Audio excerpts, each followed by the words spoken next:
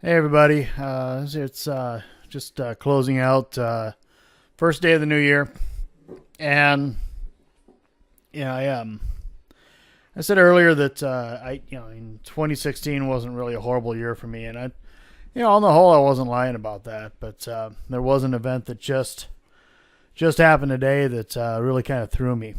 Um, Happened last night. Moved into this particular house. It'll be a year ago. It was a year ago Thanksgiving, and the old neighborhood isn't that far away. I only moved a few miles, and I've been there for years. I'd been there. I've been there for 10, 12 years, and so I got to know my neighbors fairly well. Um, but I got word that one of my neighbors overdosed late last night, and that really threw me. I just kind of want to touch on it a little bit. He'd had a problem with heroin and alcohol, and for years off and on, and he confided in me about it to a certain extent because he knows that I've quit a lot of things myself, and and one of the, and one place where I kind of, social media, you can't, sometimes you reach out a little bit. I didn't say his name, and I'm not going to say his name. It's not my place to do that. I kind of reached out a little bit, saying, reach out a little bit with social media about, hey, this happened, and everything. And, there was one guy, and he responded with, sometimes that, no, not even sometimes, just, that's the best thing for a junkie to do. And I'm like, you prick. I don't normally talk like this on my videos, I know, but you freaking jerk. I mean, it was, the guy had struggled for a long time, and he was married, and he held a job. He'd had problems. He'd had some DUIs, things like that. Challenges like that he had made for himself. Yeah, but just to hear that cold-hearted attitude about somebody who had gone through those challenges. And most people that know me, I'm a really conservative, socially conservative guy. Fiscally conservative, socially conservative. You want to hammer on the right wing Christian guy that everybody claims is intolerant. I'm probably the guy you're going to be talking to.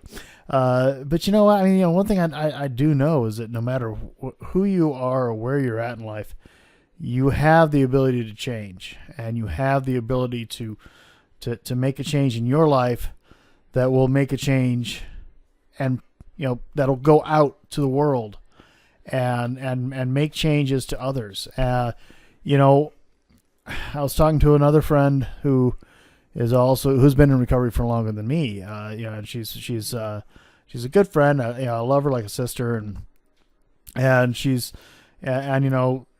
also knew our neighbor, and so she was in shock as well. One of the things about it, she didn't know about the heroin. But kind of a guy talk thing, I guess. So the whole thing is, she's been in the circle there of for longer and everything. So she knew that some of these things, like typically 1 in 3 people who enter get out of that life, can actually break away from the pull that is heroin. And I personally didn't know that. I mean, heroin's never been something that I did. I did a lot of different things. But heroin by the grace of God, is something that I've never had to fight. And God willing, I never need to. But to say that that's the one place left for a junkie to do, one thing left for a junkie to do, it's ignoring the success stories that are out there.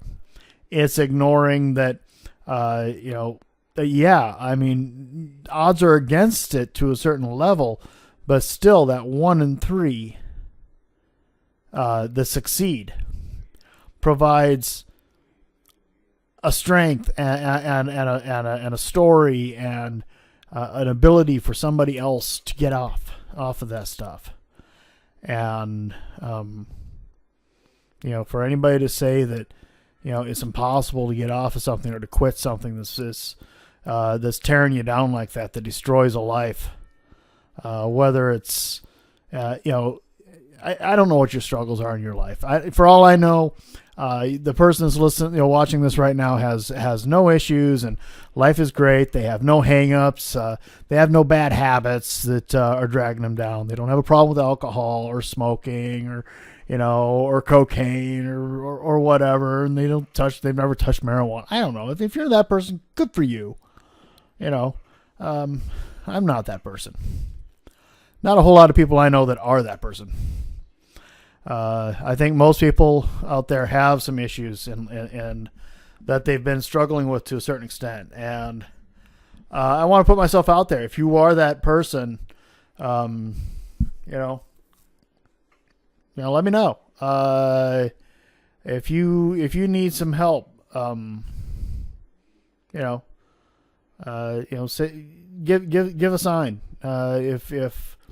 If you need somebody to say, to say you matter enough for them to give you a hand before you do too much, or you take that plunge, or you stick that needle in your arm, or you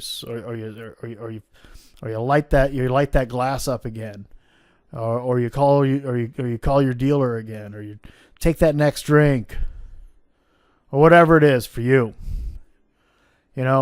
I'm a believer. I know that there's life. I know that there's something after this. We're not done when we leave here, but there's stuff to do when we're here. And for some of us, that's maybe getting helping other people recover from these things. I know my friend is, he believed. He had a monkey. He was still a Christian. He had problems. He was still a Christian. He still loved Jesus. He still believed. He still attended, and he was there for others. And he took care of his family and all that. He did all the other right stuff. At one point in time, he was a business owner. When I first met him, he was a business owner, and he always has had his business taken care of. And most importantly, he was a believer. So I know that the pain is gone. I believe that after we leave, this place, when we go away, we shed all of these issues, all these human frailties we have, and these pains that we have. I count on that to a certain extent. Life is hard, and we develop a lot of problems. We develop a lot of hang-ups. There's abuse issues. There's sexual issues. There's pornography issues. There's child abuse issues. And if you believe and you put your faith in Jesus and you reach out to him and you ask for his help, he will be there for you. The help he gives you might be in the form of a friend who says, "Hey, how's it going?" And the help that Jesus gives you might be in the form of, some extreme divine intervention. I don't know. The help he gave me was being in a place where there was no ability to get my fix, to get what I wanted, and spend time with people who were with God, and be in that situation where I couldn't go into my habit for a period of time. Others, don't have that particular, stroke with Jesus, but you need to be open to it. So anyway, I'm a little torn up tonight. I'm not doing music tonight because it's just kind of in a dark place, And I just want y'all to know that you probably know somebody that needs help. You probably know somebody that's all they need is for somebody to be willing to reach out and give them a hand, to get a little more strength from you. And you might be that in that moment, you might be the tool that Jesus uses to get them up. And so pay attention to that. I don't know, what happened. I wasn't there. This was a situation where he anyway, I'm kind of done tonight. Food for thought, and just listen to the quiet voice of Jesus. Listen to God speak to you. He doesn't yell. He speaks quietly. Find some peace and listen to him. Quiet.